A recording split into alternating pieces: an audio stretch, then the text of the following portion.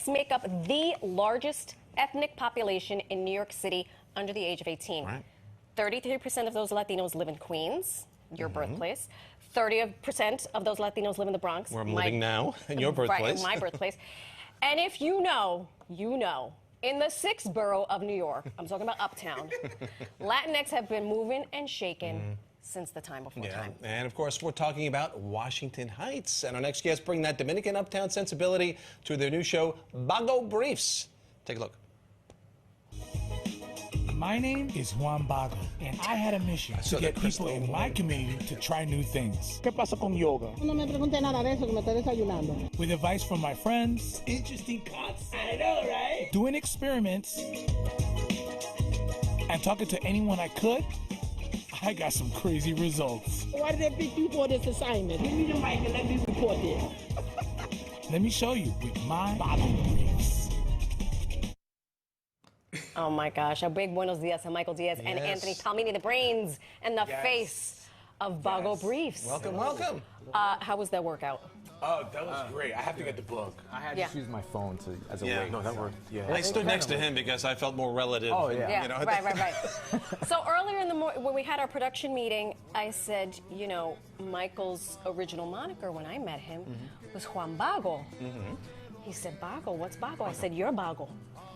So tell us, our gringo, who's getting married to una boricua, by the way. So he's Latinx adjacent. Yes. So Bago. Bago, which actually is spelled with a V, not a B. It's Bago. Right, but that shows my Spanish, right? It's lazy. Oh, so you just call me Bago? Lazy. Yes.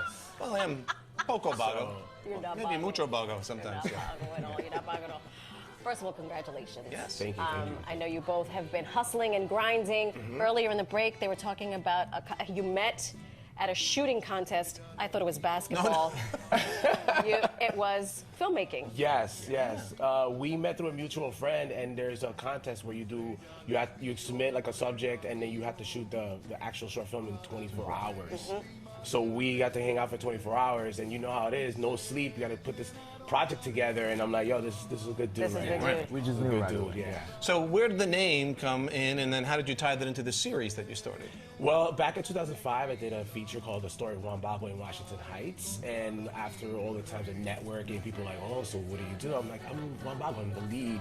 It stuck on me, and so people were saying, you're like the hardest working Bago. Yeah, the hardest working lazy guy, right? And so, I just kept the name, and, you know, it's been with me since 15, 20 years almost.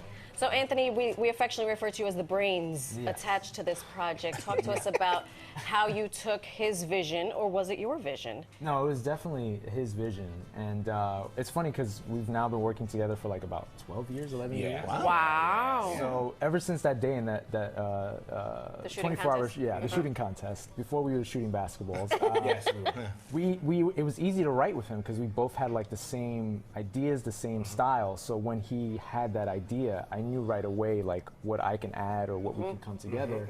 And then in this version, we were just like, okay, we're going to do Man on the Street. We're going to do sketches if we can, or something to just add more flavor to it. Right. So that way it's like a full show. Yeah. And you really tie in the community, and that's the amazing thing. And this is quite a community. I've been there a few times, and it's such a textured, layered community with all different types of characters and people. But what was one of the toughest or more awkward topics you chose? If you had to say the one in particular that was like, wow, this was tough. We, at first, when we were trying to get the topics, we were like, yoga's going to be too easy. That's easy. Like, that's going to be the easiest Everybody one. knows yoga. I'll just do one little thing. And yoga was actually the most difficult one. Yeah. Let me walk this back for a second. So when you pick a topic, your idea is roll up on some unsuspecting people and just shove a microphone in their face, or Pretty much, yeah. Guerrilla Well, what style. we did was we picked the topics, we did some research, we wanted to see what some similarities of things that could probably get them to be open to it. And so when we did crypto and metaverse, we knew it was going to be a little foreign, and it would be more fun to kind of get them to get some answers. But with the yoga one, we were like, yo, yoga's been out for so long, it would be easy. And that was the biggest pushback, because it was like, I guess they interpret it like as if it's a religion or some other stuff, and they're like, no, Jesus is my yoga. Right. Ándale. Well, I noticed throughout that's a common thing that happened throughout in that community because they are very strong in their religion, obviously. Yes. So when you did the show on Crystal, Crystals and Cristo, it's like they couldn't figure out, are you talking about Jesus? Or are you talking Jesucristo about or Cristal? Because And Chris. then you had a Vodka? picture. Tell us about the picture. So what we did, we wanted, so in the ministry we had like different segments, and in the last one we were like, all right, we need to do marketing. We need to figure something that can kind of get them to be like, okay, I'm open to it. So in that part we have Jesus holding up crystals. A crystal. So I'm holding up the sign and I'm like, hey, are you crystals? And she's like, no. Cristo, and I'm like, no, Crystal, and she's like, no, that lady was No not way. backing down. She was No. not, and that's great. Yeah. They are like awesome. Like they were like, no. Yeah.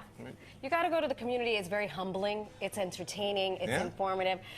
We, Mike and I have known each other not as long as you two, but we have been getting the Latino hustle on for since the time before time.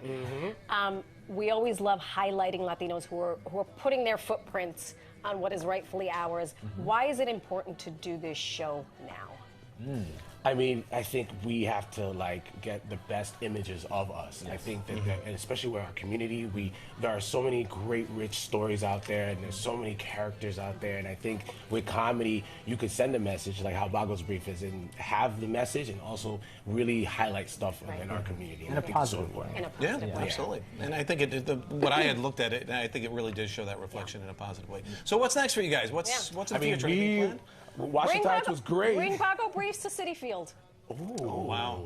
I think like a producer. That's- We'll talk. I like that. I like because that. it is. I told Samino, who that is would be also a great. Mets fan, Yes. it is my goal to have more Puerto Ricans on the New York Mets than any other team in MLB.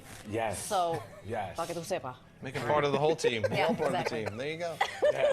I think that could work. Thank you both so much. Thank you. Guys, appreciate it. Congratulations. Keep up the great work. Continued success. Check out Bago Briefs. Yes. You can catch all the episodes at LatinoRebels.com. All right.